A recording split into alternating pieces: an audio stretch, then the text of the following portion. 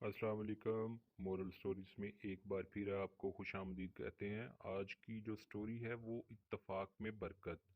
ایک دفعہ کا ذکر ہے کہ نیلے آسمان پر سفید، سرمئی اور بھورے رنگ کے کبوتروں کا ایک گول دانے دنگے کی تلاش میں پرواز کر رہا تھا۔ کبوتر بہت تھک چکے تھے اور انہیں بھوک بھی ستا رہی تھی۔ اڑتے اڑتے اچانک ایک کبوتر کی نظر گندم کے کھیت پر پڑی۔ اس نے خوش ہو کر اپنے ساتھیوں کو گندم کے بارے میں بتایا۔ کچھ ہی دیر میں تمام کبوتر گندم کے لہلہاتے کھیت میں اتر گئے۔ خوراک کا انتظام ہو جانے پر ان سب کے چہرے خوشی سے کھل اٹھے۔ وہ سب رات بھر سے بھوکے تھے، اس لیے جلدی جلدی گندم کھانے لگے۔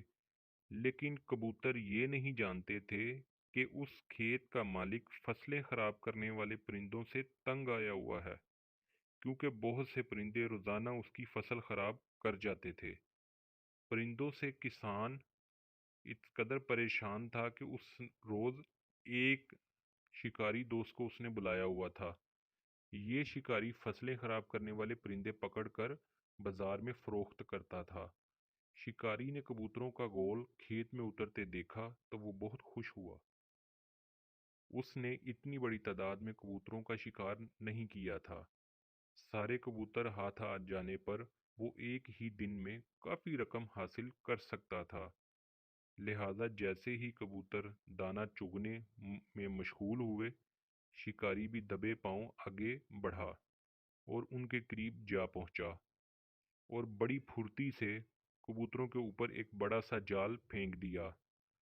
کبوتر جال میں بری طرح پھنس چکے تھے۔ انہوں نے جال سے نکلنے کی بہت کوشش کی، لیکن جال اتنا مضبوط تھا کہ وہ کامیاب نہ ہو سکے۔ ایک کبوتر بولا، میرا خیال ہے کہ اگر ہم ایک ساتھ مل کر زور لگا کر اڑنے کی کوشش کریں تو ہم اس بھاری جال سمیت یہاں سے نکل سکتے ہیں۔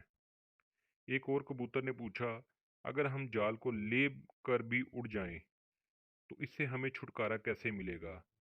پہلے کبوتر نے جواب دیا، ہم اس جال کو لے کر جنگل میں واپس چلے جائیں گے اور وہاں جال کاٹنے کے لیے چوہوں کی مدد حاصل کریں گے۔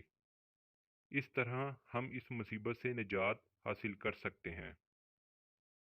کبوتروں نے اپنے ساتھی کی تجویز سے اتفاق کیا اور پھر سب مل کر پوری طاقت سے اڑنے کی کوشش کرنے لگے۔